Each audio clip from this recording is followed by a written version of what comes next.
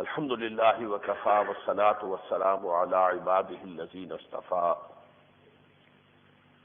خصوصا على أفضلهم وخاتم النبيين محمد الأمين وعلى آله وصحبه أجمعين. أما بعد فقد قال الله تبارك وتعالى كما ورد في آخر سورة الملك: أعوذ بالله من الشيطان الرجيم بسم الله الرحمن الرحيم قل أرأيتم إن أصبح ماؤكم غورا فمن يأتيكم بماء معين. وقال عز وجل كما ورد في سورة النحل: وضرب الله مثلا قرية كانت آمنة مطمئنة يأتيها رزقها رغدا من كل مكان فكفرت بأنعم الله فأذاقها الله لباس الجوع والخوف بما كانوا يصنعون. وقال عز وجل كما ورد في سورة المائدة: ولو أن أهل الكتاب آمنوا واتقوا لكفرنا عنهم سيئاتهم ولأدخلناهم جنات النعيم ولو أنهم أقاموا التوراة والإنجيل وما أنزل إليهم من ربهم لأكلوا من فوقهم ومن تحت أرجلهم منهم أمة مقتصدة وكثير منهم ساء ما يعملون. صدق الله العظيم. رب اشرح لي صدري ويسر لي أمري واحلل عقدة من لساني يفقهوا قولي. اللهم ربنا ألهمنا رشدنا وأعذنا من شرور أنفسنا. اللهم أرنا الحق حقا وارزقنا اتباعه وأرنا الباطل باطلا وارزقنا اجتنابه. آمین. آپ کے علم میں ہے کہ خشک سالی کا جہاں تک تعلق ہے وہ تو کافی عرصے سے ہمارے دو صوبوں کو اپنے لپیٹ میں لیے ہوئے تھی، صوبہ سندھ، صوبہ بلوچستان. قحط کا عالم رہا ہے شدید. اس کے ساتھ ہی یہ کہ بلوچستان سے ملک افغانستان میں بھی خشک سالی، اور ادھر سندھ سے ملک جو ہے راجپوتانہ اور اس کے ساتھ ہی جو گجرات کا علاقہ ہے اس میں بھی وہی کیفیت تھی خشک سالی کی. اب جو نئی صورت سامنے آئی ہے کہ پاکستان میں پانی تقریباً ختم ہو گیا ہے ڈیمز میں، دریا بند ہو جائیں گے، خشک ہو جائیں گے، نہریں بند ہو جائیں گی، اور اب آئندہ فصل کے لیے پیسہ جو پانی ہے وہ موجود نہیں ہے. ابھی جو ہمارا اجتماع ہوا تھا دراجکے میں تو آنا جانا ہوا. دریائے راوی جو ہے اس کے بارے میں اس کا جو مشاہدہ میں نے پل سے کیا تو میں نے کہا کہ یہ تو گندے نالے کی شکل میں بہہ رہا ہے. اس کی حیثیت اس وقت دریا کی نہیں ہے، ندی کی نہیں ہے، بلکہ جیسے گندے نالے ہوتے ہیں اس شکل کی کیفیت رہ گئی ہے. یہ بھی اخبارات میں آپ نے پڑھا ہوگا کہ دریاؤں کا پانی جو ہے زہریلا ہو گیا ہے، اس لیے کہ آپ کو معلوم ہے سارا سینیٹری کا جو پانی ہے وہ دریاؤں میں جاتا ہے. اب اگر تو صحیح پانی کی مقدار کافی ہو تو یہ جو اس کے اندر گند پڑتا ہے اس کی بھی صفائی ہو جاتی ہے، دھلائی ہو جاتی ہے، جس لیے چلتا پانی جو ہے وہ پاک ہوتا ہے. اس میں خود بخود اللہ نے یہ صفت رکھی ہوئی ہے. لیکن اگر اصل پانی کم ہے اور یہ گندا پانی جو ہے اس کے اندر زیادہ پڑتا چلا جائے تو نتیجہ وہی نکلے گا کہ پھر زہریلے اثرات، سمی اثرات جو ہے پانی کے وہ ظاہر ہوں گے. اس حوالے سے آج میں سوچ رہا تھا پاکستان کے بارے میں دو پیشن گوئیاں دو عظیم اشخاص نے کی تھی. دو عظیم اشخاص اپنی جگہ بہت عظیم تھے. اگرچہ مسلمانان پاکستان نے ان کو صرف ایک حد تک تو پذیرائی بخشی تھی اور اچھی ریسپانس دی تھی، لیکن پھر بعد میں وہ حضرات اکثر مسلمانوں کے لیے کنٹروورشیل بن گئے. پہلی بڑی شخصیت تھی مولانا ابوالکلام آزاد کی. واقعہ یہ ہے کہ جب انہوں نے الہلال نکالا ہے 1912 میں، پھر البلاغ 1915 میں، تحریک خلافت میں حصہ لیا ہے، حزب اللہ بنائی ہے، اس وقت وہ بر عظیم پاک و ہند کے بہت سے مسلمانوں کی آنکھوں کا تارا بن چکے تھے. اس کے بعد یہ اب لمبی داستان ہے، میں اس میں جانا نہیں چاہتا. جب اس کے بعد انہوں نے یکسو ہو کر کانگریس میں شمولیت اختیار کر کے اور صرف آزادی ہند کو اپنا مطمع نظر بنایا اور وہ حزب اللہ کا پورا جو ہے اس کی بساط لپیٹ کر رکھ دی، تو پھر اس کے بعد ظاہر بات ہے جب مسلمان عوام جو تھے ہندوستان کے، ان کا رخ مسلم لیگ کی طرف اور پاکستان کے حصول کی طرف ہو گیا، تو مولانا ابوالکلام آزاد جو ہے وہ خود مارجنلائز ہوتے چلے گئے، وہ ایک طرف ہو گئے، اور وہ مسلمان قوم کی کوئی ایسی ہر دل عزیز شخصیت نہیں رہی۔ لیکن ان کی ایک خوفناک قسم کی پیشن گوئی تھی کہ جو پوری ہوئی۔ پیشن گوئی یہ تھی کہ مشرقی اور مغربی پاکستان زیادہ سے زیادہ 25 برس تک ساتھ رہ سکتے ہیں، اس کے بعد یہ لازماً علیحدہ ہو جائے گا۔ لیکن ہم نے اپنے کرتوتوں سے ثابت کیا کہ ان کی پیشن گوئی اتنی درست ہوئی کہ 25 سال بھی پورے نہیں ہوئے، 24 سال میں مشرقی اور مغربی پاکستان کی جدائی ہو گئی، اور جدائی جو ہوئی ہے وہ جیسی تلخ ہوئی، اور جس قدر جو اس کے خرابی پیدا ہوئی، اور جتنی بڑی شکست کا کلنک کا ٹیکہ پاکستان کے ماتھے پر لگا، وہ سب کے لیے اب ایک سوہان روح ہے، اس کی یاد بھی، یاد ماضی عذاب ہے، یا رب چھین لے مجھ سے حافظہ میرا۔ اسی نوع کی ایک پیشن گوئی تھی علامہ عنایت اللہ المشرقی نے۔ وہ بھی بہت نابغہ انسان تھے، یہ دونوں انسان نابغہ تھے، جینیس تھے۔ ابوالکلام بھی جینیس تھا، اس میں کوئی شک نہیں، اور عنایت اللہ المشرقی بھی جینیس انسان تھے۔ انہوں نے جو میتھمیٹکس کے اندر، شاید وہ ٹرائی پاس کہلاتا ہے یا کون سا امتحان کہلاتا ہے، کہ جو انہوں نے بہت ہی نوعمری میں وہ امتحان پاس کیا ہے، وہ گویا کہ ایک طرح کا ریکارڈ ہے دنیا میں۔ بہت جینیس انسان تھے، لیکن یہ کہ انہوں نے یہ پیشن گوئی کی تھی کہ سن 60s کے اندر کی تھی، اب 50 سال جو ہے ان کا، کہ 50 سال کے بعد، اب اس میں سمجھیے چند سال ابھی رہتے ہیں، مغربی پنجاب کے یہ جتنے علاقے تھے جو پہلے صحرا تھے، باریں تھیں، یہ نیلی بار اور گنجی بار، آپ کو معلوم ہے کہ نہروں کے نکالنے سے پہلے تو پنجاب میں آبادی جو ہے وہ صرف جانگلیوں کی تھی، اور وہ جانگلی لوگ جو ہیں وہ دریاؤں کے دونوں طرف 10 میل ادھر 10 میل ادھر، سیلاب کا پانی آیا ادھر ادھر بکھر گیا،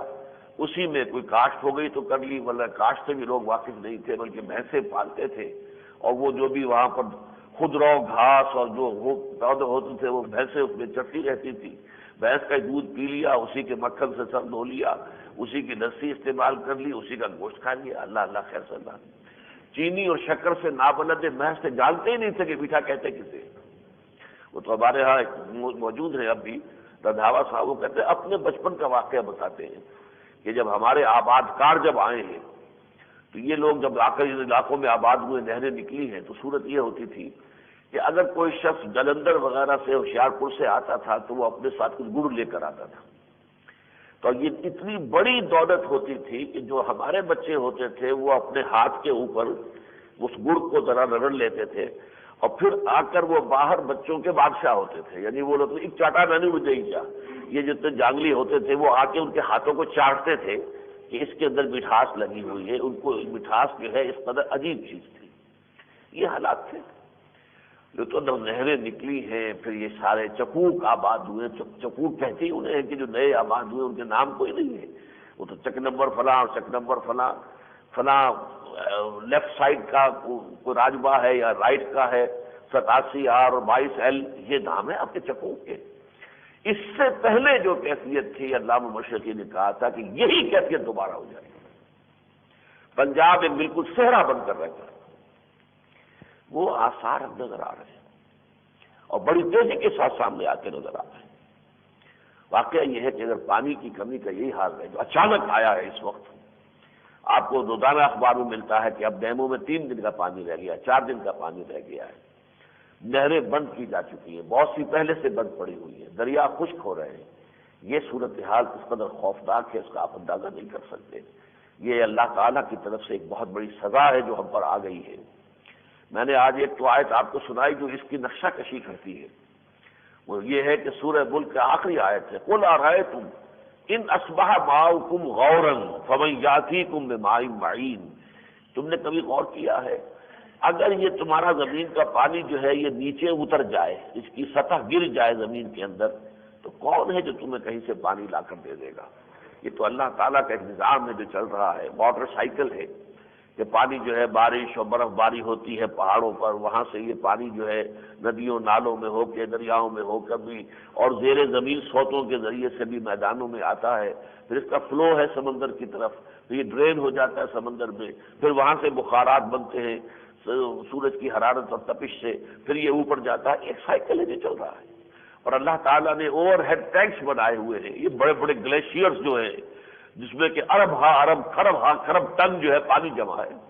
آپ تھوڑے سے پانی جمع کریں گے، ٹنکی بناتے کتنے لاکھ روپیہ لگتا ہے، وہ ٹنکی اوور ہیڈ ہوگی، اس کے اوپر اتنا اونچا بنائیں گے پہلے آپ اس کا انفراسٹرکچر، پھر اوپر ٹنکی بنے گی۔ یہ اللہ نے ٹنکیاں بنا رکھی ہیں، بس یہ کہ پانی کو جما دیا ہے، اس کے لیے کسی اور ریزروائر کی ضرورت نہیں ہے، کسی ٹینک کی ضرورت نہیں ہے، وہی پانی ہے جمی ہوئی شکل میں رفتہ رفتہ پگھلتا ہے،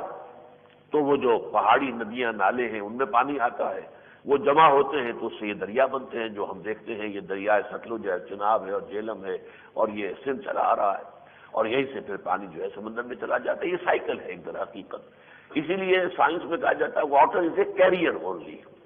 واٹر کنزیوم نہیں ہوتا، ہمارے جسم میں بھی پانی کنزیوم نہیں ہوتا، ہم پانی پیتے ہیں، وہ ہمارے جسم کا جو بھی عمل ہے، ہضم کا عمل ہے اور ہے سارا معاملہ، سرکولیشن جو بلڈ میں ہو رہی ہے، اس سب کا اپنا کام کر کے اور پھر وہ گردوں کے راستے سے باہر نکل جاتا ہے۔ پانی کی انٹیک آپ کی کچھ یہ ہے کہ آپ کی سکن سے ایویپوریٹ ہو جاتا ہے پسینے کی شکل میں، کچھ وہ گردوں کے راستے سے پیشاب بن کر نکل جاتا ہے، تو یہ ایک صرف سرکولیشن ہے۔ اسی طرح جیسا کہ میں نے عرض کیا، پانی جو آتا ہے پہاڑوں سے وہ پھر سمندر میں پہنچ گیا، پانی کہیں کنزیوم نہیں ہوا، پانی ختم کہیں نہیں ہوتا، لیکن اللہ تعالیٰ کی طرف سے ایک بات ہو سکتی ہے۔ عام ماحول تو یہی ہے، معمول یہی ہے کہ پانی کنزیوم نہیں ہوتا، پانی تو برقرار رہتا، آپ نے پانی استعمال کیا، یہی وضو کیا ہے، گیا کہاں پانی؟ اسی زمین میں جذب ہو گیا، وہ جذب ہو کر زیر زمین سوتوں کے اندر شامل ہو جائے گا، پانی پانی کی شکل میں، پھر بعد میں آپ نکال لیں گے۔ ہو سکتا ہے یہاں وہ جذب ہوا ہے، قریب میں کوئی پمپ لگا ہوا، اسی سے آپ نے دوبارہ اس کو کھینچ بھی لیا ہے، لیکن یہ کہ وہ فلٹر ہو گیا اس لیے کہ زمین کے اندر گیا ہے، تو وہ سارا جو اس کا میل تھا وہ تو زمین کے اندر رہ گیا، فلٹر ہو کر آپ نے صاف پانی نکال دیا وہاں سے۔ بہرحال یہ صورتحال جو ہے، قل ارأیتم، اے نبی سے ذرا پوچھئے، کبھی تم نے غور کیا؟ ان اصبح ماؤکم غورا، اگر تمہارا پانی جو ہے وہ گہرا اتر جائے زمین میں، فمن یاتیکم بماء معین، تو کون ہے جو تمہارے لیے یہ ٹھنڈا میٹھا پانی لے آئے گا؟ ماء معین، سمندروں میں تو رہے گا پانی، لیکن سمندر میں تو رہنے والا خود اس پانی کو پی نہیں سکتا۔ جو لوگ بھی کہیں کشتیوں کے اندر جو ہے وہ کوئی جہاز جو ہے وہ ڈوبنے لگا ہے، کشتیوں میں لوگ جو ہیں وہ اپنی جان بچانے کے لیے نکلے ہیں، اور ادھر لہریں کہیں سے کہیں لے گئی، کئی دن کئی ہفتے وہ سمندر میں رہے، پیاسے بڑھ جاتے ہیں، اس لیے کہ پانی سمندر کا تو نہیں پی سکتے، کڑوا پانی ہے، وہ تو در حقیقت اندر جا کر جو انتڑیاں ہیں ان کو چھیل دیتا ہے، وہ تو پیا نہیں جا سکتا چاہے پانی ہے۔ تو من یاتیکم بماء معین، یہ میٹھا پانی، یہ پینے والا پانی تمہیں کون لا کر دے گا؟ یہ صورتحال جو پیدا ہوئی ہے، میں اس میں عرض کر دوں آپ سے کہ اس کا ایک مسئلہ تو یہ ہے کہ یہ کچھ اللہ تعالیٰ کی طرف سے بھی ہے جو نظر آ رہا ہے، اور کچھ معاملہ یہ ہے کہ ہمارا خود کردہ ہے۔ پچھلا جمعہ میرا آپ کو معلوم ہے کہ ہمارا جو تنظیم اسلامی کا آل پنجاب اجتماع ہو رہا تھا فردوسی فارم دراجکے میں، یہاں سے کوئی 50-60 کلومیٹر فاصلے پر، تو پچھلا جمعہ میں نے وہاں اس میں خطاب کیا تھا۔ ویسے تو وہ بھی انٹرنیٹ کے اوپر وہی لوڈ ہو گیا تھا، چلا گیا ہے، پوری دنیا میں پہنچ گیا ہے، تو یہاں کے جو حضرات مستقل ہیں ظاہر بات ہے کہ وہ اس میں شریک نہیں تھے، تو میں نے وہاں اصل میں جو گفتگو کی تھی اسی موضوع پر کی تھی کہ دنیا میں جو مصائب آتے ہیں وہ دو طرح کے ہیں۔ ایک مصیبتیں وہ ہیں کہ جو انسان کے اپنے کرتوتوں کا نتیجہ ہوتی ہیں۔ سورہ شورى میں فرمایا گیا وما اصابکم من مصیبت فبما کسبت ایدیکم ویعفو عن کثیر، جو مصیبتیں بھی تم پر نازل ہوتی ہیں وہ تمہارے اپنے ہاتھوں کے کرتوتوں کی وجہ سے نازل ہوتی ہیں، اور اللہ تعالیٰ بہت سے گناہ تو بخشتا بھی رہتا ہے، تمہارے ہر کرتوت کی سزا نہیں دیتا، لیکن یہ کہ کچھ کرتوتوں کی سزا، کچھ بدعمالیوں کی سزا دنیا میں اللہ تعالیٰ دے دیتا ہے۔ لیکن ایک وہ ہے آفات سماویہ ہیں، آفات ارضیہ ہیں، جو بڑے سطح پر ہوتے ہیں۔ زلزلہ آ گیا، جیسے ابھی آیا ہندوستان میں، بہت عظیم زلزلہ آیا ہے، بہت خطرناک اور خوفناک زلزلہ آیا ہے۔ اسی نوع کا ایک زلزلہ کبھی کوئٹے میں آیا تھا، پورا کوئٹہ ختم ہو کر رہ گیا تھا۔ تو اس زلزلے آ گئے، کہیں زمین دھس گئی۔ قیامت کے نشانیوں میں سے 3 خسف ہونے ہیں۔ ایک مشرق کے علاقے میں، بہت بڑے علاقے میں زمین دھس جائے گی ساری آبادی کے ساتھ، ایک مغرب میں خسف ہوگا، اور ایک جزیرۃ النماء عرب کے اندر ہوگا۔ یہ 3 خسف ہونے ہیں قیامت سے پہلے، اور اس کی ایک بڑی عمدہ توجہ بھی ہمارے ایک ساتھی نے کی ہے، اور وہ یہ ہے کہ جن علاقوں سے تیزی کے ساتھ تیل نکالا جا رہا ہے ان علاقوں میں زمین کے اندر خلا پیدا ہو رہا ہے۔ جب تیل نکل رہا ہے تو تو اب وہ تیل بہرحال چاہے وہ یعنی سالڈ شے نہیں ہے، پھر بھی مائع تو ہے نا، وہ سپورٹ تو کرتا ہے نا اپنے اوپر کے اسٹرکچر کو. سمندر اتنے بڑے بڑے جو ہیں پانی پر چل رہے ہو تو تیل تو زیادہ وسکس قسم کی شے ہے، زیادہ گاڑی شے ہے. لیکن جب تیل آپ نکال رہے تو جا کیا رہا ہے وہاں؟ اس کی جگہ ہوا جا رہی ہے. وہ گویا کہ زمین کے اندر بڑے بڑے خلا وجود میں آ رہے ہیں، اور وہ خلا جو ہے کسی وقت ہوگا کہ اوپر، اچھا اوپر آپ بنا رہے ہیں اسکائی اسکریپرس، بلڈنگیں بنا رہے ہیں 100 منزلہ، 50 منزلہ، 40 منزلہ، 20 منزلہ، یہ 30 منزلہ، جبکہ زمین کے اندر جو ہے آپ خلا کریٹ کر رہے ہیں. نتیجہ کیا ہوگا؟ صاف سمجھ میں بات آتی ہے کہ ہو سکتا ہے بالکل عقلی طور پر، منطقی طور پر، سائنٹیفک طور پر اس کی توجیہ ہے کہ جہاں خاص طور پر یہ کام ہو رہا ہے وہاں بڑے بڑے زمین کے اندر جو ہے ایک دم جو ہے وہ زمین کے خسف کا، دسنے کا معاملہ ہو جائے. تو ایک اس طرح کے معاملے ہوتے ہیں. یا انفرادی سطح پر ہوتا ہے، کسی کا ایکسیڈنٹ ہو گیا، ٹانگ ٹوٹ گئی، کسی کو بخار آ گیا، کسی کو کینسر ہو گیا، کسی کا بچہ فوت ہو گیا. تو قرآن مجید نے ان دونوں قسم کی جو مصیبتیں ہیں ان کو علیحدہ علیحدہ بیان کیا ہے. دوسری قسم کی جو مصیبتیں ہیں آفات سماویہ، آفات ارضیہ، ظاہر بات ہے کہ اس میں انسان کچھ کر نہیں سکتا سوائے اس کے کہ صبر کرے، اور اس صبر کا سہارا جو ہے اللہ کے ایمان پر قائم ہے. فاصبر وما صبرک الا باللہ. یقین ہے کہ جو کچھ آیا ہے اللہ کے علم سے آیا ہے، اس اللہ کے ہاتھ میں خیر ہی خیر ہے. فوری طور پر تو تکلیف ہے، اگر عثمانیوں پر کوہ غم ٹوٹا تو کیا غم ہے کہ خون 100,000 انجم سے ہوتی ہے سحر پیدا، اتنے ستارے جو ہے ڈوبتے ہیں تو سورج نکلتا ہے نا. ایسے ہی تکلیفیں بھی آتی ہیں تو اس کے بعد اس کے پردے میں اللہ تعالیٰ کو خیر لے آتا ہے. اس لیے یقین یہ کہ بالآخر کو خیر ہی ہوگا، اور اللہ کے حکم سے اگر کوئی بات ہوئی ہے، اللہ کے اذن سے ہوئی ہے تو یہ شر محض نہیں ہو سکتا. ظاہری اور فوری طور پر ہمیں شر نظر آ رہا ہے، لیکن اس کے پیچھے کوئی نہ کوئی خیر، کوئی نہ کوئی اللہ کی حکمت کار فرما ہوگی. پھر یہ کہ اس میں یہ شکل بھی بتا دی گئی بندہ مومن کے لیے کہ بسا اوقات بندہ مومن کے گناہوں کا کفارہ بنا دیتا اللہ اسے، کہ اللہ تعالیٰ بجائے اس کے اس کے ان گناہوں کی سزا آخرت میں اسے ملے، وہ بڑی مہنگی سزا ہو جائے گی، تو سستے چھوٹ جائیں، دنیا ہی میں کوئی تکلیف آ گئی، کوئی مصیبت آ گئی، کوئی بخار آ گیا، کچھ عرصے چارپائی پہ لیٹ جانا پڑا ہے، کوئی ٹانگ ٹوٹ گئی ہے وغیرہ وغیرہ، تو اس کو اللہ تعالیٰ بندہ مومن کے لیے کفارہ بنا دیتا ہے. ایک پہلو یہ بھی ہے ان تکالیف کے بارے میں کہ اللہ تعالیٰ آزمائش اپنے نیک بندوں کی کرتا ہے، اور آزمائش ہوتی ہے امتحان کے لیے کہ وہ ایک درجہ پاس کریں تو اگلے درجے میں انہیں چڑھائیں. پروموشن تبھی ہوگی نا، 5ویں جماعت کا امتحان پاس کریں گے تو 6ٹھی میں جائیں گے، 6ٹھی جماعت کا امتحان پاس کریں گے تو 7ویں میں جائیں گے. تو اللہ تعالیٰ اپنے نیک بندوں کو بھی درجہ بدرجہ بلند سے بلند تر مراتب تک لے جانے کے لیے ان کو جانچتا رہتا ہے. ان آزمائشوں سے، ان تکالیف سے، ان امتحانات سے ان میں صبر پیدا ہو گیا ہے، توکل پیدا ہو گیا ہے، یہ ہمارے اوپر یقین اور ایمان پختہ رکھتے ہیں. اگر آپ نے 5ویں کا امتحان پاس کر لیا تو چلیے اب 6ٹھی میں چلیے، اب سختر امتحان آئے گا، اس سے آگے اور سختر امتحان آئے گا. اس موضوع پر میں نے ایک مرتبہ جو مضمون لکھا تھا وہ آج غلطی ہوئی ہے مجھ سے، میں نہیں کہہ سکا اپنے ساتھیوں سے. وہ کتاب کیونکہ اب چند روز کے بعد عید الاضحیٰ آ رہی ہے، اور یہ جمعہ جو ہے آخری ہے، اس اعتبار سے جیسے کہ عید الفطر سے پہلے آخری جمعہ ہوتا ہے رمضان کا، تو یہ گویا کہ عید الاضحیٰ سے پہلے آخری جمعہ ہے. تو اس میں جو میری کتاب ہے فلسفہ حج اور قربانی، واقعہ یہ ہے کہ اس میں بڑی اچھی ایک تحریر میری آ گئی کہ امتحان ہی در حقیقت انسانی زندگی کا فلسفہ ہے. خلق الموت والحیات لیبلوکم ایکم احسن عملا. اللہ نے یہ موت اور زندگی کا معاملہ اسی لیے علیحدہ علیحدہ کیا ہے تاکہ تمہیں آزمائے کہ کون ہے تم میں سے اچھے عمل کرنے والا. اقبال نے کہا کہ قلزم ہستی سے تو ابراہ مانند احباب، اس نیا خانے میں تیرا امتحان ہے زندگی.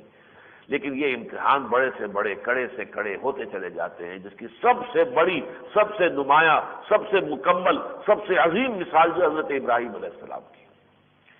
پہلے عقل و فطرت کا امتحان ہوا کہ ایک ایسے ماحول میں پیدا ہوئے جہاں گھٹا ٹوپ اندھیرے تھے کفر کے اور شرک کے، ہر طرح کا شرک، ستارہ پرستی بھی، بت پرستی بھی، شاہ پرستی بھی، سارے شرک موجود تھے. لیکن وہ اللہ کا بندہ اپنے عقل اور فطرت کی رہنمائی میں توحید خالص تک پہنچ گیا، فکری اور عقلی امتحان پاس کر لیا. اس کے بعد ہے اب اس کا اعلان کرنا، اس معاشرے کے اندر اعلان کرنا.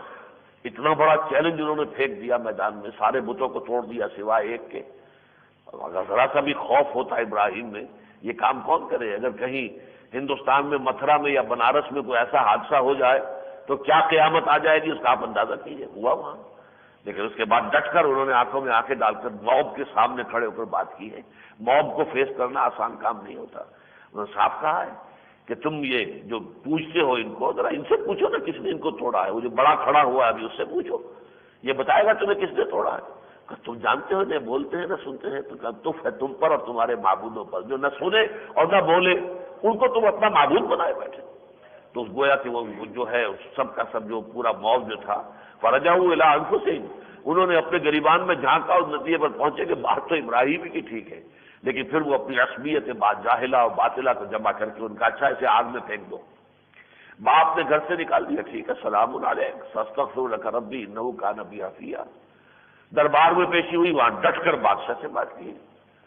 اس نے کہا میں بھی خدا ہوں، رب ہوں، انا ربکم الاعلی۔ فرمایا اچھا میرا رب جو ہے وہ تو وہ ہے جو سورج کو مشرق سے نکالتا ہے، تم مغرب سے نکال کے دکھاؤ۔ فبہت الذی کفر، یہ سارے واقعات قرآن میں بیان ہوئے۔ پھر آگ میں پھینکا گیا تو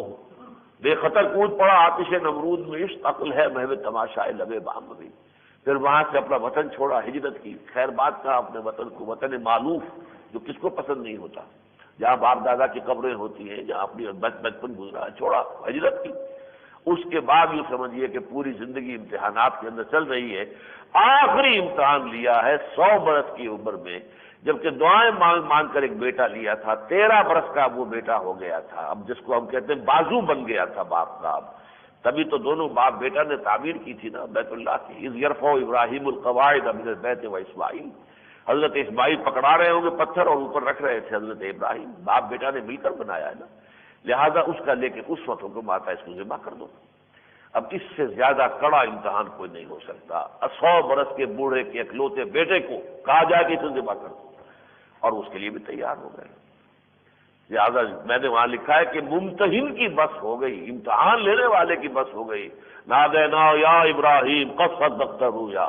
اب اللہ تعالیٰ نے وہ چھری چلنے نہیں دی،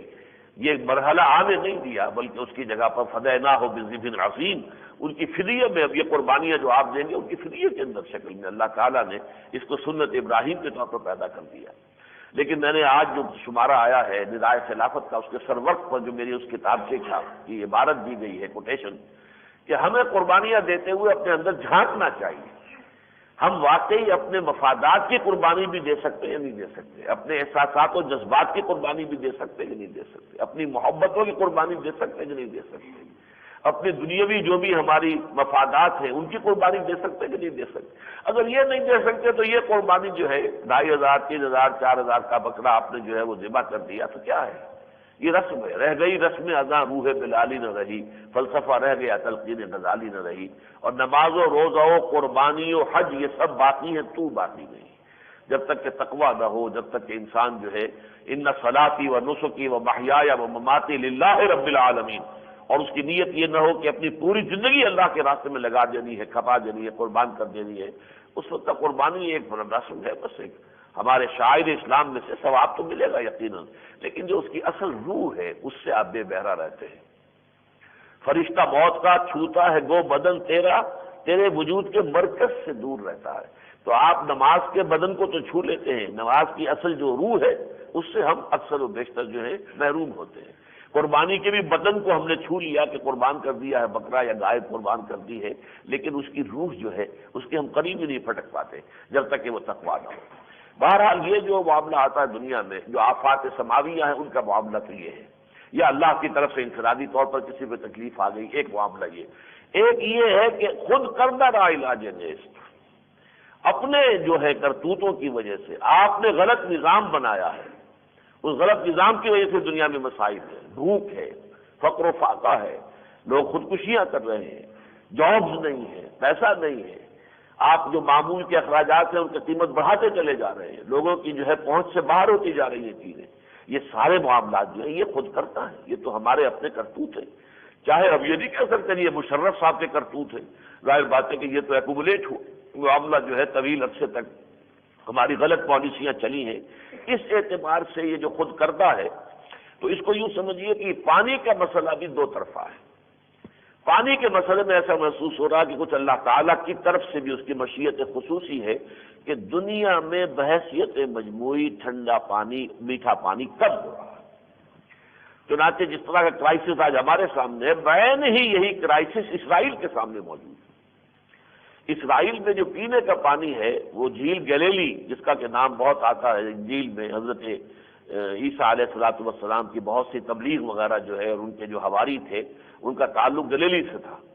یہ بحیرہ تبریہ اس کو کہتے ہیں، اس کو عربی میں تبریہ، اور یہ گلیلی ہے اس میں انجیل کی اصطلاح میں۔ وہاں سے وہ پانی لیتے ہیں،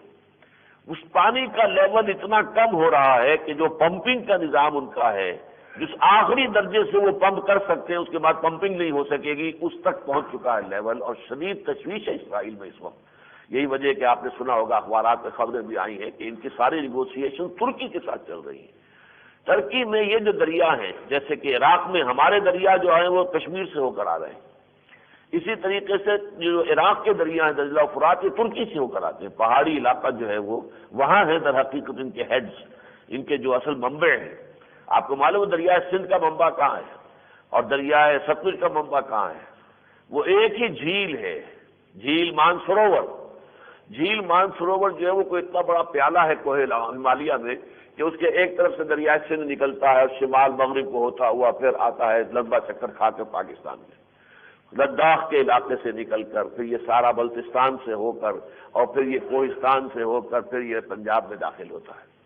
وہیں سے نکل رہا دریائے ستلج جو ذرا نیچے سے آ کر، اور یہ ہماچل پردیش جو اب کہلاتا ہے، جو بھارت کا ایک صوبہ، اس میں سے ہو کر آ رہا ہے۔ وہیں سے نکلتا ہے دریائے برہم پتر،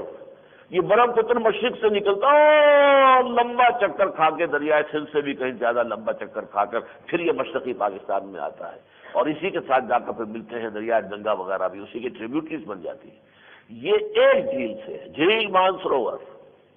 تو اسی طریقے سے وہ جھیلیں جو ہیں وہ ترکی کے علاقے میں ہیں جہاں سے دجلہ و فرات چلتے ہیں۔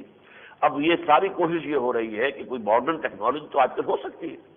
کہ پہاڑوں سے پانی وہ ٹنل کے ذریعے سے لا کے، اور اسرائیل کہتا ہے کہ ہمیں سپلائی کرو، اور آپ کو معلوم ہے ترکی کی حکومت جو ہے وہ خالص سیکولر حکومت ہے، اور جیسے اسرائیل جو ہے وہ تو خود کاشتہ پودا ہے امریکہ کا، تو ترکی بھی اس وقت گماشتہ تو ہے، خود کاشتہ پودا ہے یا نہیں ہے، لیکن یہ کہ امریکہ کا گماشتہ تو ہے، لہذا وہ پانی جو ہے وہاں سے ان دریاؤں کا پانی کھینچ کر اور اسرائیل میں لانے کی اسکیم بن رہی ہے۔ ہو سکتا ہے خدا نہ خواستہ کبھی ایسا ہی معاملہ پاکستان کے ساتھ بھی ہو جائے، اگرچہ آسان کام نہیں ہے دریاؤں کا سینہ چیر کر پانی لانا، لیکن یہ ہے کہ وہ پہاڑوں کا سینہ چیر کر پانی لانا جو ہے، ہمارے جو دریا سندھ کا پانی ہندوستان آسانی سے ڈائیورٹ نہیں کر سکتا، ممکن نہیں ہے، کہاں لے کے جائے گا پانی؟ وہاں اس کے علاقے میں تو اس کی ہے ہی چھوٹی سی ندی کی شکل ہے، وہ تو بعد میں دریا بنتا ہے، جب بلتستان کے دریا شیوک وغیرہ بھی اس میں آ کر ملتے ہیں، پھر یہ دریائے گلگت جو ہے جو چلا آ رہا ہے اوپر سے، جو چین کی سرحد کے پاس سے چلا آ رہا ہے، یہ دریا آ کے ملتے ہیں، پھر دریائے کابل آتا ہے، پھر بے شمار ندی نالے آتے ہیں، پھر پنجاب کے سارے دریا آتے ہیں، تو ادھر سے افغانستان سے یہ کوچی اور گومل وغیرہ کے دریا جو ہے وہ آ کر گرتے ہیں، تو یہ دریا بنتا ہے اس حوالے سے۔ لیکن بہرحال یہ کہ میں نے بتایا کہ اس وقت پوری دنیا میں پانی کی کمی کا احساس ہو رہا ہے، الارم ہے ایک کہ میٹھا پانی جو ہے اس کی مقدار کم ہو رہی ہے پوری دنیا میں بحیثیت مجموعی۔ حالانکہ عجیب بات یہ ہے کہ ویسے آپ پڑھتے ہوں گے وارمنگ ہو رہی ہے ایٹماسفیئر کی، کہ زمین جو ہے وہ زیادہ گرم ہو رہی ہے، گرم ہونے کے نتیجے میں برف پگھلنی چاہیے، اور برف پگھلنے کے نتیجے میں وہ میٹھا پانی جو ہے وہ زیادہ آنا چاہیے، لیکن یہ دوہرا معاملہ چل رہا ہے کہ ایک طرف وارمنگ ہو رہی ہے، اس لیے کہ انڈسٹریل گیسز جو جاتی ہیں آپ کی فضا کے اندر، انہوں نے جا کر جو ہے فضا کو پالیوٹ کر دیا ہے اور وارم کر دیا ہے، اس کا اپنا اثر ہے جو پڑ رہا ہے ہماری پوری جو ماحولیات جو ہے، ایک سائنس ہے بہت بڑی، اس وقت دنیا میں جن چیزوں میں تشویش سب سے بڑھتا ہے وہ ماحولیات کا معاملہ بھی ہے، کہ ماحولیات جو ہے وہ اس قابل ہی نہیں رہے گا ماحول یہ کہ جس میں انسانی زندگی رہ سکے، جیسے سمندروں میں پالیوشن ہوتی ہے، جو مچھلیاں اور جو بھی سمندری جانور ہیں مر جاتے ہیں، کہیں اگر کوئی آئل ٹینکر جو ہے وہ لیک کرتا ہے یا غرق ہو جاتا ہے، اس کا تیل اگر سمندر میں جاتا ہے تو اس علاقے کا تمام جتنے بھی اینیملز ہیں، زندگی جتنی بھی ہے وہ سب ختم ہو کر رہ جاتی ہے۔ تو ایسے ہی معاملہ جو ہے فضا کا ہو رہا ہے، پالیوشن ہو رہی ہے، اور یہ ساری جو ماحولیاتی کا جو ہے معاملہ دنیا کے اندر ٹھنڈورا پک رہا ہے، ایک طرف وارمنگ ہو رہی ہے، دوسری طرف پانی کم ہو رہا ہے۔ اب یہ اللہ تعالیٰ کی کوئی مشیت خصوصی ہے۔ دوسری طرف یہ ہے کہ یہ خود ہمارا خود کردہ رہا علاج دیش والا معاملہ بھی ہے۔ صاف نظر آ رہا تھا کہ پاکستان میں یہ کرائسس آئے گا، اسی لیے میں نے علامہ المشرقی کی بات آپ کو بتائی، وہ نابغہ تھا، اس نے دیکھ لیا تھا۔ ہم نے اپنے دریا بیچ دیے، بعض دریا تو ہم دیکھ لیں، ستلج پر ہمارا کوئی حق نہیں ہے، اگر بھارت کو پانی دے دے آپ کو تو یہ تو اپنے سیلاب کے وقت میں وہ دے گا جب اس کے لیے وہ فاضل ہے اور سنبھالنا مشکل ہے، ورنہ آپ کا کوئی حق نہیں۔ بیاس تو ہے ہی ان کے پاس، راوی پر بھی آپ کا کوئی حق نہیں۔ اب آپ کے پاس چناب، جہلم اور سندھ ہے، یہ بھی گویا کہ ان کے اوپر بھی وہ ڈیم تو بنا رہا ہے، چناب کے اوپر اور جہلم کے اوپر بھی۔ اس میں یہ ہے کہ کوشش یہ ہونی چاہیے تھی کہ جو ریزروائرز بنائے گئے تھے کس کو معلوم نہیں تھا، کون احمد نہیں جانتا کہ ان کے اندر فلٹرنگ ہوتی ہے، اس میں آ کے ریت جمع ہو جاتی ہے، ہر ڈیم کی ایک خاص عمر ہے، اس سے زیادہ وہ نہیں چل سکتا ہے۔ اس سے پہلے آلٹرنیٹ ریزروائرز بنانے لازم تھے۔ جب آپ نے سارا یہاں آرٹیفیشل معاملہ کر دیا، جو اصل دریا تھے ان کو تو جو ہے وہ بند کر دیا، بلکہ آپ نے آرٹیفیشل ریور بنائے۔ یہ لنک کینالز جو یہ کیا ہیں؟ یہ در حقیقت جو ہے آرٹیفیشل ریورز ہیں۔ دریا چناب کا پانی آپ لے کر جا رہے ہیں دریا راوی کے اندر، دریا راوی کا پانی ستلج میں لے کر ڈال رہے ہیں، تب جا کر وہ نہریں آگے کی چل رہی ہیں۔ ستلج کا اپنا پانی تو کوئی ہے ہی نہیں، یہ تو جا رہا ہے راوی سے اور چناب سے پانی، جس سے کہ پھر بہاولپور کا علاقہ سیراب ہو رہا ہے اور وہاں پر پانی پہنچ رہا ہے۔ یہ سارے آرٹیفیشل ریورز ہیں، لنک کینالز، اور ان سے براہ راست آبپاشی نہیں ہو سکتی، اس لیے کہ وہ زمین سے لیول جو ہے ان کا نیچے ہوتا ہے۔ دریا سے بھی آبپاشی براہ راست نہیں ہو سکتی سوائے اس کے کہ جب اس میں طغیانی آئے گی تو آبپاشی خود بخود ہو جائے گی، ورنہ عام حالات میں تو دریا جو ہے آس پاس کی سطح زمین جو ہے اس سے نیچے ہوتا ہے، آبپاشی کیسے ہوگی؟ نہریں جو ہے وہ اونچی بنائی جاتی ہے، اسی لیے دور سے لیتے ہیں اس کو، اور پھر وہ کئی 100 میل جاتی ہے، اور پھر اس کی سطح جو ہے وہاں پر جا کر سطح زمین سے اتنی اونچی ہو جاتی ہے کہ پھر وہاں سے وہ زمین جو ہے اس کو سیراب کر سکتا ہے پانی۔ اس میں ہماری حکومتوں کو جو کرنا چاہیے تھا کسی نے نہیں کیا۔ پہلا تو یہ سمجھیے بائی اومیشن، یہ ایک کوتاہی، بہت بڑی کمی، سوچا ہی بس جسے آپ کہتے ہیں ڈنگ ٹپاؤ،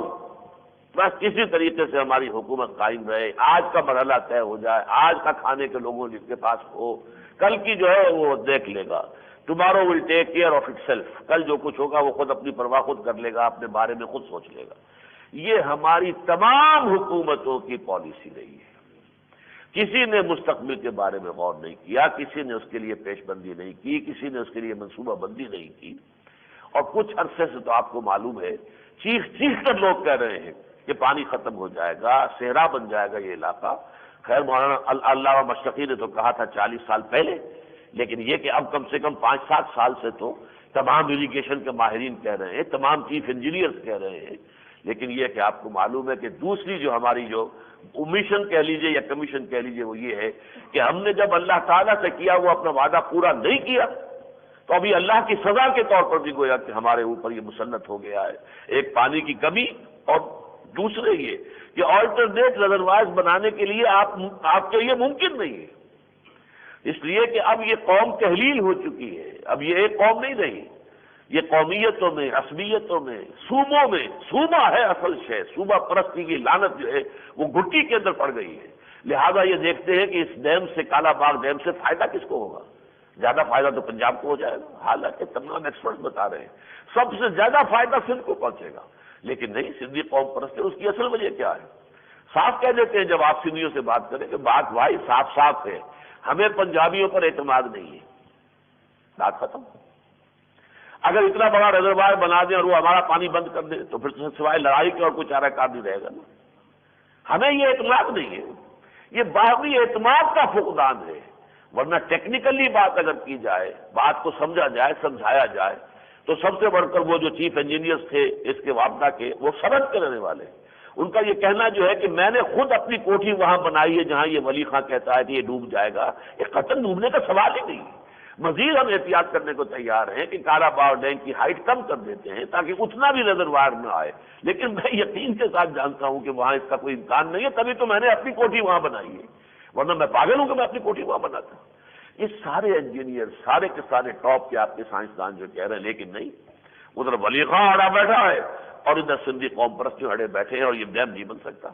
اب حال یہ ہے کہ آپ کی ہائی کورٹ نے چیخ ماری ہے، حکومت سے مطالبہ کیا بتائیں کب بنائیں گے، اس لیے کہ ریٹ دائر ہو چکی ہے کہ یہ جو حال ہو رہا ہے ملک سے جا رہا ہے، باہر کا کوئی حملہ کیا اس کو لے کر جائے گا، تو اندر اگر اسی طرح کی کیفیت ہو جاتی ہے ہمارے ہاں، کیا ہوگا؟ کون ہماری مدد کرے گا؟ اور کون ہم سے یہ قیمت نہیں مانگے گا؟ پہلے اپنا ایٹمی پروگرام بند کرو تب کھانے کو دیں گے، ورنہ نہیں دیں گے۔ دجال کا معاملہ یہی آیا حدیث کے اندر، وہ کہے گا مجھ پر ایمان لاؤ، مجھے مانو، میری پیروی کرو، میرے حکم پر چلو گے تو میں تمہیں کھانے کو دوں گا ورنہ کھانے کو نہیں ملے گا۔ یہ پاکستان کے لیے تو یہ حالات جو ہے گویا کہ معلوم ہوتا ہے کہ جیسے بالکل سامنے کی بات اب نظر آ رہی ہے۔ یہ صورتحال کیوں ہوئی ہے؟ اس کے لیے میں نے آپ کو مثال سنائی ہے جو قرآن مجید میں سورۃ النحل میں آئی ہے، وَضَرَبَ اللَّهُ مَثَلًا قَرْيَةً كَانَتْ آمِنَةً مُطْمَئِنَّةً يَأْتِيهَا رِزْقُهَا رَغَدًا مِنْ كُلِّ مَكَانٍ۔ اللہ تعالیٰ نے ایک مثال بیان کی ایک بستی کی جو بڑی ہری بھری تھی، آباد تھی، مطمئن تھی، پرامن تھی، اس کا رزق جو ہے بافراط اس کے پاس چلا آتا تھا ہر طرف سے۔ فَكَفَرَتْ بِأَنْعُمِ اللَّهِ، تو اس نے اللہ کی نعمتوں کی قدر نہ کی بلکہ کفران نعمت کیا۔ اللہ نے پاکستان کو جتنا نوازا تھا، شروع کے چند سال جس پر خوشحالی رہی تھی، جیسی اچھی اچھی فصلیں ہوئی تھیں، ہم نے جو ہے وَرَزَقَكُم مِّنَ الطَّيِّبَاتِ جو سورہ انفال میں الفاظ آئے ہیں اس پر بھی میں نے کئی مرتبہ گفتگو کی ہے۔ اللہ نے سب کچھ کیا، اتنے بڑے امتحان سے گزار دیا، اتنا بڑا کرائسس تھا جو مہاجرین کی آمد تھی، اللہ نے اس سے بھی پاکستان کو خیر و خوبی کے ساتھ گزار دیا۔ کچھ بھی نہیں تھا، فرام اسکریچ شروع کیا، کچھ بھی تو نہیں تھا، پیسہ نہیں تھا تنخواہ دینے کے لیے سینٹرل گورنمنٹ کے پاس، جبکہ یہ کہ اگر جو سیٹھ آدم جی نے اگر ایک بلینک چیک نہ دیا ہوتا قائد اعظم کو تو سینٹرل گورنمنٹ کے جو ملازمین کو تنخواہ دینے کے لیے پیسے نہیں تھے۔ لیکن اللہ نے اس ملک کو ان تمام مشکلاتوں سے نکالا۔ لیکن ہم نے جو کچھ کیا وہ یہ ہے، جو وعدہ اللہ سے کیا تھا وہ ہم نے پورا نہیں کیا، نہ وہ اللہ کا جو دین ہے اس کا نظام عدل اجتماعی نافذ کیا، نہ اس کے احکام اور شریعت اس کی جو ہے تفصیلی احکام کو نافذ کیا۔ یہ ہماری کوتاہی ہے جس کے سبب سے فَكَفَرَتْ بِأَنْعُمِ اللَّهِ، اور یہ کفر جو ہے وہ کون سا کفر ہے جو ہم پڑھ چکے ہیں بار بار، وَمَنْ لَمْ يَحْكُمْ بِمَا أَنزَلَ اللَّهُ فَأُولَٰئِكَ هُمُ الْكَافِرُونَ، جو لوگ اللہ کی اتاری ہوئی شریعت کے مطابق فیصلے نہیں کرتے وہی تو کافر ہیں۔ ہم چونکہ کفر کر رہے ہیں تو فَأَذَاقَهَا اللَّهُ لِبَاسَ الْجُوعِ وَالْخَوْفِ بِمَا كَانُوا يَصْنَعُونَ، تو اللہ تعالیٰ نے اس بستی کو لباس پہنا دیا خوف اور بھوک کا۔ یہ خوف اور بھوک ہم چیختے ہیں، ہندوستان ایک دن میں 1.25 خرب روپے کا اس نے اپنا جو ہے وہ بجٹ بڑھا دیا، خرب، ارب نہیں خرب، بھائی اتنی دیر ہم چیخ کر بیٹھ گئے، اس سے عدم توازن ہو جائے گا، ہم کیا کریں؟ ہمارے پاس پیسہ ہی نہیں، کھانے کو نہیں ہے تو ہم نے کیسے کہاں سے لینے ہتھیار؟ اگر ہم لے سکتے ہوتے ہم تو ہتھیاروں کی دوڑ میں نہیں آئیں گے، آ سکتے نہیں بابا، تم تو آپ صحیح کچھ نہیں، کھانے کو نہیں ہے، تم نے ہتھیار کر دے اور ہتھیار تمہیں دے گا کون؟ تمہارے اوپر تو ساری پابندی لگا رکھی ہے امریکہ نے، تمہارا سیٹی بیٹی پر دستخط اگر نہیں کرتے ہو تو وہ تو وہاں سے آپ کو کوئی ہتھیار مل ہی نہیں سکتا۔ یہ صورتحال ہماری ہے، مجبوری میں صرف یہ کہ احتجاج کر کے کہ اس سے عدم توازن پیدا ہو جائے گا، اس سے اسلحہ کی دوڑ پیدا لگ جائے گی، لیکن ہوگا کچھ نہیں، وہ تو یک طرفہ جا رہا ہے، اتنی تیزی کے ساتھ جا رہا ہے۔ اس کو تو جاننے والے جو ہیں، جو حالات کو جانتے ہیں، وہ سوچتے ہیں کہ کیا ہوگا۔ اچانک کسی وقت معاملہ ہو گیا، آپ کے پاس ڈیٹرنٹ ہے، لیکن ڈیٹرنٹ جو ہے وہ ڈیٹرنٹ ہی ہوتا ہے نا، آخر اس کے پاس آپ سے کئی گنا زیادہ بم ہے، آپ اگر اس کے چند شہروں کو ہلاک کریں گے تو وہ تو سارے پاکستان کا بیڑا غرق کر دے گا، اس کو کیا دیر لگے گی بم پھینکنے کے اندر۔ اس حوالے سے یہ کہ وہ اگر یہ بم استعمال نہیں ہوتے، ایک دوسرے کو ڈیٹر کر دیتے ہیں، نہ وہ استعمال کرتا ہے کہ بم نہ ہم کریں، تو پھر جو ہماری جو بھی کنونشنل جو وار فیئر ہے اس میں ظاہر بات ہے کہ بھارت کا مقابلہ نہیں کر سکتے۔ We are nowhere, we stand nowhere was ابھی بھارت، کوئی ہماری حیثیت نہیں کنونشنل وار فیئر میں۔ ہمارے تو جو ہتھیار ہیں ان کے پرزے نہیں مل رہے، ہمارے جہاز جو ہے بہت سے جو ہے وہ ڈیفنکٹ ہو کر کھڑے ہوئے ہوئے، انہیں پرزے نہیں مل رہے۔ یہ صورتحال ہے، تو خوف بھی ہے اور جوع کا معاملہ بھی۔ ابھی آپ نے خبروں میں پڑھا ہوگا، بڑا اطمینان دلایا ہے کسی نے کہ اگر یہ کئی مہینے بھی نہریں بند رہے تو لاہور کا پانی جو ہے ختم نہیں ہوگا، لاہور میں پانی کی سطح برقرار رہے گی۔ ہاں لیکن آپ سوچئے اکثر پنجاب میں کیا معاملہ ہوگا۔ کہا گیا ٹوبہ ٹیک سنگھ اور گوجرا وغیرہ میں زیر زمین پانی جو ہے وہ بڑا کڑوا ہے۔ اب ظاہر بات ہے کہ وہ تو نہروں کا پانی ہوتا ہے جو جذب ہوتا ہے، لہذا آس پاس جو نلکے لگے ہوتے ہیں، ٹیوب ویل ہوتے ہیں، وہ نہروں ہی کا پانی کھود رہے ہوتے ہیں اور وہ نکال رہے ہوتے ہیں، اسی سے آپ پاشی ہے، اسی سے پانی پی رہے ہیں۔ نہر کا پانی نہیں ہوگا تو پھر تو زمین سے آپ لائیں گے کھارا پانی، نہ وہ پینے کا نہ شراب کرنے کا، کسی کام کا نہیں۔ اور یہ بات جو کہی گئی ہے کہ ہاں ان علاقوں کے اندر تو مسئلہ پیدا ہو جائے گا۔ البتہ لاہور کے بارے میں بات صحیح ہے، اس لیے کہ تلہیٹی جو ہے، یہ جو ہمالیہ کی تلہیٹی یہاں زیادہ فاصلے پر نہیں ہے، لہذا وہ زیر زمین سوتے جو ہیں، نہریں اگر نہ بھی ہو تو وہ زیر زمین سوتے بھی موجود ہیں۔ لیکن یہ کہ اللہ کا اگر ایسا ہی فیصلہ ہو گیا، اگر لاہور پر بھی وہ عذاب اللہ نے مسلط کرنا چاہا تو اسے کیا دیر لگتی ہے۔ وہ زیر زمین سوتے خشک ہو جائیں، 1 منٹ نہیں لگے گا، وہ نیچے اتر جائیں گے۔ قل ارأیتم ان اصبح ماؤکم غورا فمن یاتیکم بماء معین، سوچو اگر اللہ نے اپنے اس پانی کو جس کی اس نے ایک سطح برقرار رکھی ہوئی ہے، اس کے سائیکل کو مینٹین کیا ہوا ہے، ذرا سے اس سطح کو نیچے کر دے تو کہاں سے لے آؤ گے پانی؟ کون تمہیں پانی لا کر دے گا؟ اور ذرا یاد کرو بستی کو کہ جس میں ہر طرح کی خوشحالی تھی، امن تھا، ہر طرح کا سکون تھا، رزق ہر طرف سے چلا آ رہا ہے، سبزیاں چلی آ رہی ہیں، پھل چلے آ رہے ہیں، لیکن یہ کہ اس کے بعد انہوں نے اللہ کی نعمتوں کا کفران کیا، اس کے نتیجے میں ہم نے انہیں اڑا دیا، پہنا دیا لباس بھوک کا اور خوف کا، بما کانوا یصنعون، اس سبب سے جو وہ کر رہے تھے۔ اس حوالے سے اب اگر ہم غور کریں تو جیسا کہ میں نے عرض کیا، یہ 2 طرفہ معاملہ ہے، خود کردہ بھی ہے اور اللہ کی طرف سے بھی ہے، کیونکہ یہ عالمی سطح پر معاملہ ہو رہا ہے، پانی جو ہے میٹھے پانی کی مقدار کم ہو رہی ہے، لہذا اس کا علاج بھی 2 طرفہ ہوگا۔ پہلا تو یہ ہے کہ اللہ تعالیٰ سے توبہ اور رحم کی درخواست کی جائے، توبہ کی جائے، اپنی کوتاہی کو اس کی تلافی کی جائے، اللہ کے دین کو نافذ کیا جائے، قائم کیا جائے۔ جو بھی لوگ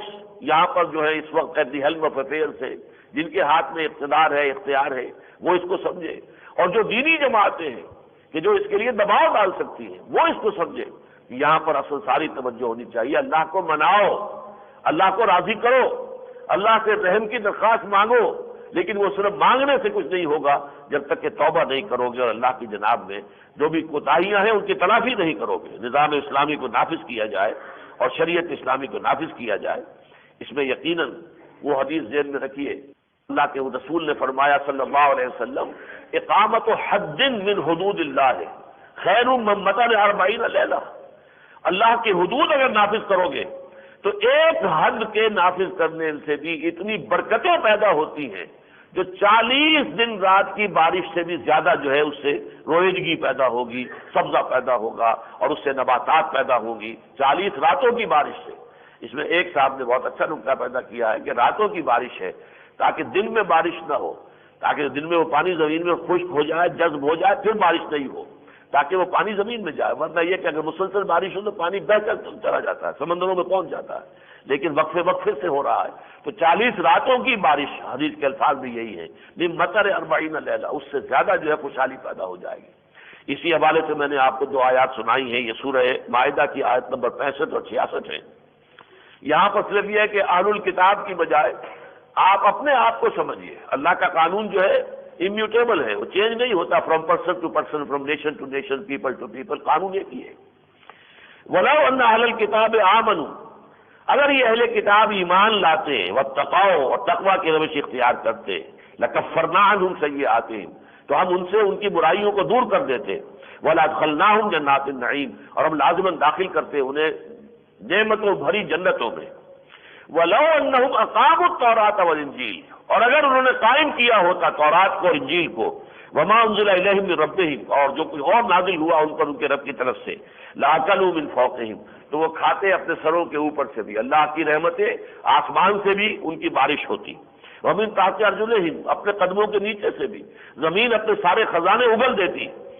مِنْهُمْ أُمَّةٌ مُقْتَصِدَةٌ، ہیں کچھ لوگ ان میں سے جو صحیح راستے پر ہیں، درمیانی راہ پر ہیں، وَكَثِيرٌ مِّنْهُمْ سَاءَ مَا يَعْمَلُونَ، لیکن اکثریت جو ہے ان کی وہ برے اعمال میں مبتلا ہے۔ عین بین یہی نقشہ ہمارا ہے۔ ہمارے ہاں نیک آدمیوں کا یہ نہیں ہے کہ فقدان ہے، بالکل سرے سے کوئی آدمی نیک ہے ہی نہیں ہے، نمازی بھی ہے، روزے دار بھی ہے، دیانت دار بھی ہے موجود، لیکن آٹے میں نمک کے برابر۔ کثیر منہم ساء ما یعملون، اکثریت کا عمل جو ہے وہ برا ہے، وہ غلط ہے، اور بحثیت مجبوری جو ہمارا عمل ہے، ومن لم يحكم بما انزل الله فاولئك هم الكافرون ومن لم يحكم بما انزل الله فاولئك هم الفاسقون ومن لم يحكم بما انزل الله فاولئك هم الظالمون، جو لوگ اللہ کی اتاری شریعت کے مطابق فیصلے نہیں کرتے وہی تو کافر ہیں، وہی تو مشرک ہیں، وہی تو فاسق ہیں۔ بہرحال اگر اس کا علاج ایک تو یہ ہے کہ اس میں اللہ تعالیٰ سے رجوع کیا جائے، توبہ کی جائے، ہمارے برسر اقتدار لوگ بھی توبہ کریں اور جلد از جلد جو ہے شریعت کی نفاذ کی فکر کریں اور نظام اسلامی کے قیام کی کوشش کریں، دینی جماعتیں سوچیں، دینی قیادتیں سوچیں کہ اس کے لیے صحیح لائحہ عمل اختیار کریں، جس کی تفصیل میں سمجھانے کا موقع نہیں ہے۔ اور ظاہر بات ہے کہ اس کا ایک نتیجہ یہ بھی نکلے گا، پھر جب یہاں اسلام کا بول بالا ہوگا تو ہماری باہمی جو دشمنیاں وہ ختم ہو جائیں گی، بے اعتمادیاں ختم ہو جائیں گی، انما المؤمنون اخوۃ فاصلحوا بین اخویکم، مومن تو سب آپس میں بھائی بھائی ہوتے ہیں۔ اگر ایمان کی بہار آ جائے اس ملک کے اندر تو سندھی اور پنجابی اور پختون اور بلوچ میں کوئی تفریق نہیں رہے گی، یہ سب کے سب آپس میں وجعلنا عباد اللہ اخوانا، اے اللہ ہمیں اپنا بندہ بنا لے اور آپس میں بھائی بھائی بنا دے، تو ہمیں تو اللہ تعالیٰ بھائی بھائی بنا دے گا۔ تو اس سے پھر یہ ہے کہ قومی سطح پر سوچ ہوگی، پورے ملک کی سطح پر غور کیا جائے گا، ایک دوسرے پر اعتماد بھی ہوگا کہ اگر ریزروائر پنجاب کے پاس ہے تو اس کا مطلب یہ نہیں کہ سارا پانی پنجاب پی جائے گا، بلکہ وہ حساب کتاب سے تقسیم کر کے بانٹ کر پانی جو ہے استعمال کرے گا۔ اس کے لیے آپ نے باقاعدہ ایک سینٹرل اتھارٹی بنا رکھی ہے جو اس کی نگرانی کرتی ہے۔ اس میں آپ کر سکتے ہیں کہ چھوٹے صوبوں کو زیادہ جو ہے نمائندگی دے دیں پنجاب کی نسبت، تاکہ وہ پوری طرح مانیٹر کر سکیں۔ اور دوسرا کام یہ ہے کہ کالا باغ ڈیم کے ضمن میں، جس میں کہ اب ہائی کورٹ پنجاب کی چیف اٹھی ہے کہ حکومت جلد از جلد ہمیں بتائے کہ کب تک کالا باغ ڈیم بنائے گی، اس لیے کہ چھوٹے ڈیم بنانے کو آسان کام ہے۔ آپ کروڑ ارب روپیہ خرچ کر چکے ہیں کالا باغ ڈیم پر، ساری فیزیبلٹی اسکیم تیار ہو چکی، سارا انفراسٹرکچر تیار ہو گیا، اور کسی اور ڈیم کے لیے جو ہے بنانے کے لیے تو سارا کام الف سے کام شروع کرنا پڑے گا، پھر الف بیٹے سے۔ اس کے اوپر کتنا وقت درکار ہے، کتنا پیسہ درکار ہے، جس کے لیے سارے مراحل طے ہو گئے۔ اس ڈیم کو تو بہرحال بننا چاہیے۔ کاش کہ ہمارے جو پختون بھائی ہیں وہ بھی اور جو سندھی بھائی ہیں وہ بھی اس حقیقت کو ملک کی بحیثیت مجموعی جو اس کا مفاد ہے، اس کی مصلحت ہے، اس کے نقطۂ نظر سے دیکھ کر اور اس کو قبول کر لیں کہ یہاں پر کالا باغ ڈیم کی تعمیر جو ہے وہ شروع کر دی جائے۔ اب میں چند متفرق باتیں جو ہیں دیگر حالات جو ہیں ملکی اور بین الاقوامی۔ سب سے پہلی بات یہ ہے کہ میں نے جو 2 ہفتے قبل یہاں تقریر کی تھی 16 فروری کو، اس میں میں نے عرض کر دیا تھا کہ میں اس حکومت سے بالکل یا مایوس ہو چکا ہوں۔ 13 جنوری سن 99 کو یہ بات میں نے کہی تھی میاں نواز شریف کی حکومت کے بارے میں، اور یہ 16 فروری 2001 کو میں نے یہ بات کہی تھی، کوئی خیر کی امید نہیں رہی۔ اس سے پہلے میں نے یہ بات نہیں کہی تھی، لیکن آج اس لیے یاد دلا رہا ہوں کہ آج اجمل خٹک صاحب کا بھی بیان آ گیا۔ میری تو کوئی ملاقات نہیں ہوئی چیف ایگزیکٹو سے، ان کی ملاقات ہوئی تھی۔ ملاقات میں انہوں نے کوئی روشنی کی کرن دیکھی تھی۔ وہ کہتے ہیں کہ وہ ملاقات میں مجھے جو کچھ امید سی نظر آئی تھی، جو روشنی کی امید کی کرن نظر آئی تھی، وہ بالکل بجھ گئی ہے۔ مجھے کوئی ان کے اوپر اعتماد نہیں رہا۔ یہ معاملہ جو ہے بہرحال ہمارے لیے کوئی خوشی کی بات نہیں ہے۔ متفق گردید رائے بو علی بارائے من کی حد تک جو بات میں کہہ رہا ہوں، لیکن یہ کہ افسوسناک بات ہے۔ لیکن اس کا ہوگا کیا، بدل کیا ہوگا؟ ایک راستہ تو یہی ہے کہ وہی پھر ہلہ گلہ ARD اس کے لیے تیاری کر رہی ہے۔ 23 تاریخ کے جلسے ہی سے بات شروع ہو سکتی ہے۔ وکلاء میدان میں آ گئے ہیں بہت نمایاں طریقے پر، یہ سارے کام جو ہے ان کی ہڑتال ہو چکی ہے۔ حالات ویسے بھی ملک کے جو ہے معاشی اعتبار سے اتنے خراب ہیں کہ یہ تو یوں سمجھیے کہ بس بارود ہے رکھا ہوا، اس میں ایک چنگاری دکھانے کی دیر ہے، بھڑک جائے گا۔ تو ہو سکتا ہے کہ سن 68-69 کی داستان دہرائی جائے جو ایوب خان کے خلاف تحریک چلی، یہ بھی ہو سکتا ہے سن 77 کی داستان دہرائی جائے، لیکن نہ اس وقت کوئی خیر برآمد ہوا تھا اور نہ آج کوئی توقع ہے کہ خیر برآمد ہوگا۔ اس سے بہتر یہی ہے کہ اس قسم کا کوئی ہنگامہ ہونے سے پہلے حکومت واقعتاً یہ 2 کام کر لے۔ اسمبلیوں کی بحالی، جن MNAs یا MPs جو ہے ان پر آپ اب تک گرفت نہیں کر سکے، اپنی پورے ساری اسکیم آپ نے بنائی ہوئی ہے، ساری مشینری موجود ہے، ساری آپ نے جانچ پڑتال کی ہے، جو اس میں سے نکل آئے ہیں کہ ان دانوں کے اندر وہ خرابی نہیں ہے، تو ان کے اوپر بحال کرتے ہیں اسمبلی۔ باقی لوگ جو ہیں ان کے اوپر فیصلہ ہو جائے کہ وہ اس میں شامل نہیں ہوں گے، بقیہ کے جو ہے ضمنی انتخابات فوری طور پہ کرا لیے جائیں۔ تو یہ جو ہے بجائے اس کے کہ یہاں ہنگامہ ہو، تصادم ہو، اور پھر اس کے بعد وہی کچھ کرنا پڑے۔ ہر کے دانا کنت ناداں، نیک بادت خرابی بسیار۔ خرابی بسیار کے بات کرنے سے پہلے بہتر ہے کہ بجائے اس کے کہ توڑ پھوڑ ہو اور اس میں کچھ جانیں بھی چلی جائیں، ٹیم کی جانیں جائیں مسلمانوں کی، اور یہ کہ املاک کو نقصان پہنچے، وقت جو ہے کاروبار میں جو ہے وہ ٹھپ ہو کر رہ جائے، ہڑتالیں ہوں اور بڑے ہنگامے، اس کے بجائے بہتر یہی ہے کہ یہ ہو جو اس وقت کی جو قیادت ہے وہ سمجھ لے کہ اب اس ملک میں اگر لوگوں کو کچھ تھوڑی بہت ان سے توقع تھی خیر کی تو وہ ختم ہو چکی ہے۔ اب وہ اپنے آپ کو پرپیچویٹ کرنا چاہیں گے تو سوائے اس سے شر کے پیدا ہونے کے اور کچھ پیدا نہیں ہوگا۔ لہذا بہتر ہے، محسوس بھی ہو رہا ہے کہ ان کی اپنی اسکیم بھی یہ ہے کہ وہ بحال کر دیں ان اسمبلیوں کو، اس سے یہ کہ جمہوریت کی طرف ایک قدم واپس آ جائے، اور جو خالی سیٹیں ہیں ان کے اوپر تو فوری طور پر انتخابات کرائے جائیں، اور اس کے بعد ایک عام انتخابات بھی جلدی کرا لیے جائیں۔ یہ صورتحال جو ہے ملک کے لیے بہتر ہوگی۔ اسی طرح کا معاملہ کشمیر کا ہے۔ میرا جو اول روز سے مستقل موقف آپ کے علم میں ہے، اب حالات جو ہیں وہ رفتہ رفتہ ادھر جا رہے ہیں۔ اس ہفتے کے دوران جو چیزیں آئی ہیں، ایک تو یہ کہ پرویز مشرف صاحب کا بیان آ گیا ہے کہ ہم اپنے موقف میں لچک پیدا کرنے کو تیار ہیں۔ اب لچک سے مراد کیا ہے؟ وہی جو کبھی تھرڈ آپشن کہا تھا، اگر سردار عبدالقیوم نے کہا تھا تو لوگ چیخ پڑے تھے، اسی طریقے سے کبھی نواز شریف نے کہا تھا تو بھی لوگ جو ہے سخت جو ہے وہ سیخ پا ہو گئے تھے۔ اب مشرف صاحب نے بھی کہہ دیا ہے، نوائے وقت میں تھوڑی سی بات کی ہے، لیکن یہ کہ اور کسی نے کوئی اس کے نوٹس بھی نہیں لیا۔ اس کا مطلب یہ ہے کہ وہ جو ہمارا پختہ موقف تھا کہ کشمیر ہمارا ہے اور سارے کا سارا ہے، گویا کہ ہم اس میں لچک جو ہے قبول کرنے کو تیار ہیں۔ لچک یہی ہے کہ اس کی تقسیم ہو،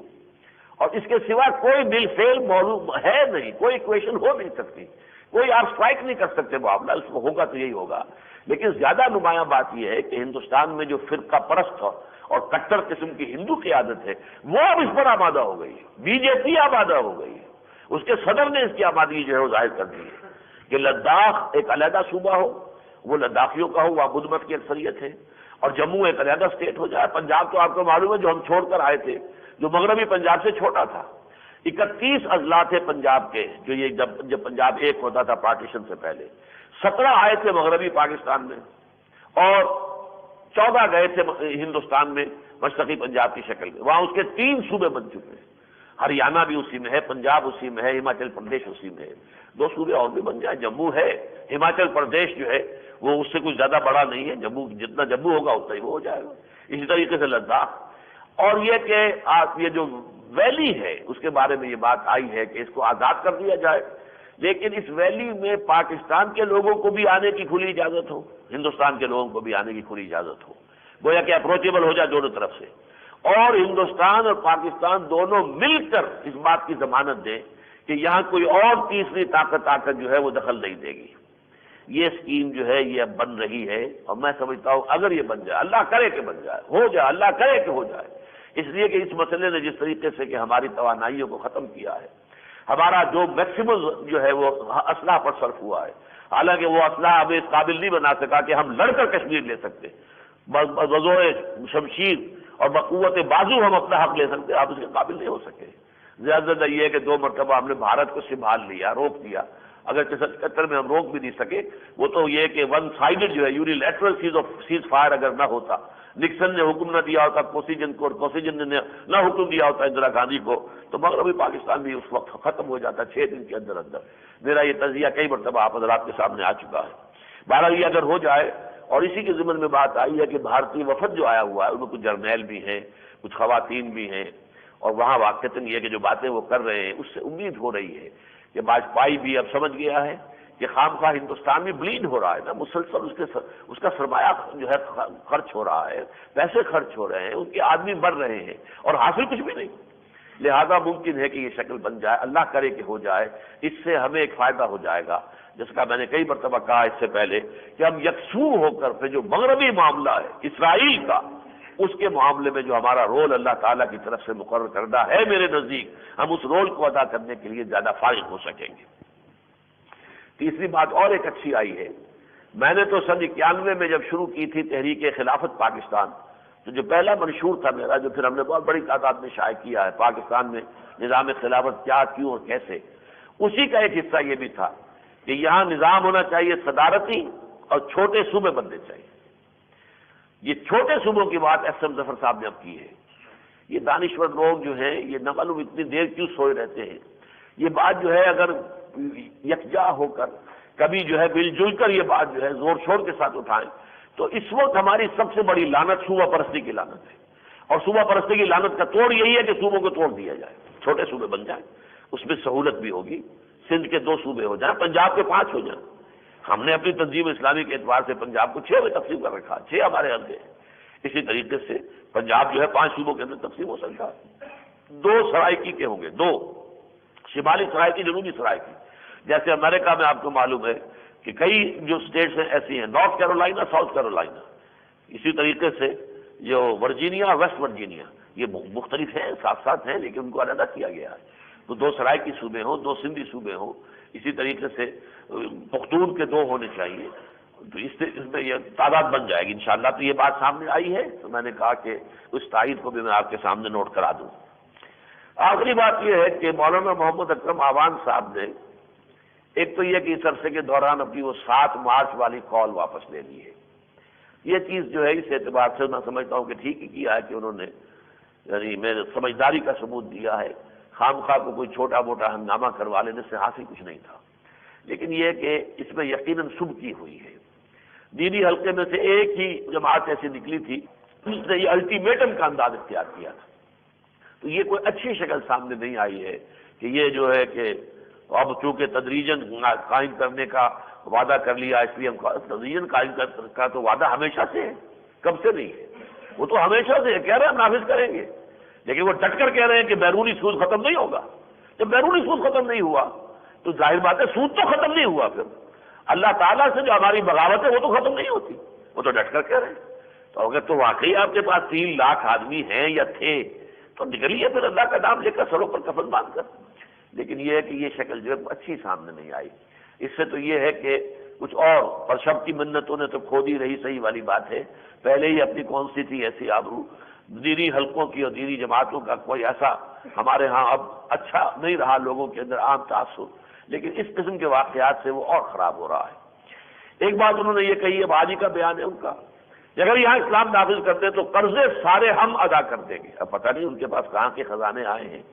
کوئی غیب کے ہیں، کوئی تصوف کا، چونکہ ان کا میدان ہے اس لیے میں نہیں کہہ سکتا کہ کوئی دست غیب کوئی اللہ تعالیٰ کے ہاتھ سے ان کو مل جائے۔ مشابہت ہو گئی ہے ان کے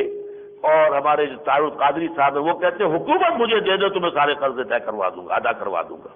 لیکن یہ کہ انہوں نے تو یہ بھی نہیں کہا بیچاروں نے، یہ کہا کہ قائم کر دو۔ اس اعتبار سے تو ہم اچھا سمجھتے ہیں کہ انہوں نے حکومت نہیں مانگی ہے اپنے لیے، بلکہ یہ کہا ہے کہ اگر یہ کہ یہ خود ہی نافذ کر دیں اسلام تو پھر یہ ہے کہ ہم سارے قرضے ادا کر دیں گے۔ اللہ کرے کہ ایسی بات کو ہو جائے، اگر کوئی شخص کر سکتا ہے، کوئی ہلکا کر سکتا ہے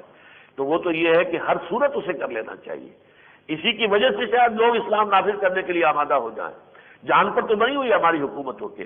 ہمارا چیف ایگزیکٹو خود کہتا ہے کہ ہمیں IMF اور ورلڈ بینک کے لوگوں کے گوڈے گٹے پکڑنے پڑتے ہیں، جب حال یہ ہے جرنیل صاحب کہہ رہے ہیں یہ، اور جو چیف ایگزیکٹو ہے پاکستان کے وہ کہہ رہے ہیں، تو اس سے اندازہ کیجئے کہ ہماری حیثیت کیا ہے ان اداروں کے سامنے۔ IMF اور ورلڈ بینک نے ہمیں جکڑ لیا ہے۔ اگر کوئی شکل ہے، میرے پاس تو نہیں ہے، اگر ہوتی تو میں یہ کوئی مشروط معاملہ نہ کرتا، بلکہ یہ کہ اس کے لیے جلد از جلد جو ہے وہ قرضے اتار کر اور اپنی گردن چھڑانے کی اس ملک کی کوشش کرتا۔ یہ گردن چھڑانا جو ہے فک و رقبۃ بہت بڑی نیکی ہے، بہت بڑی نیکی ہے۔ فلقتحم العقبہ وما ادراک ما العقبہ، اور اس میں سب سے پہلی بات جو ہے وہ فک و رقبۃ او اطعام فی یوم ذی مسغبہ یتیما ذا مقربۃ او مسکینا ذا متربہ، گردن آزاد کرا دینا، گردن چھڑا دینا کسی کی پھنسی ہوئی گردن، یہ اگر کر سکتے تو یہ ضرور کرنا چاہیے۔ بہرحال اب ان میں جو مشابہت ہوئی ہے وہ اس اعتبار سے بھی میں نے پہلے بھی لکھا تھا کہ یہ حضرات کچھ خوابوں کی باتیں کرنے والے بھی قدر مشترک ہے، کوئی تصوف کے حوالے سے بھی، تو ان کا یقیناً کوئی نہ کوئی قریبی اتحاد بن جانا چاہیے، اس میں بھی کوئی نہ کوئی خیر اور برکت جو ہے نکل آئے گی۔ ہمارے ساتھ تو اتحاد بنا کر معلوم ہوتا ہے کہ وہ کچھ پچھتا رہے ہیں، اس لیے کہ وہ ہمارے خطوط کا جواب بھی نہیں دے رہے، اور ہمیں سوچنا پڑے گا کہ وہ ہمارے اس مسلم متحدہ اسلامی انقلابی محاذ میں وہ شامل رہیں یا نہ رہیں۔ اقول قولی ھذا واستغفر اللہ لی ولکم ولسائر المسلمین والمسلمات۔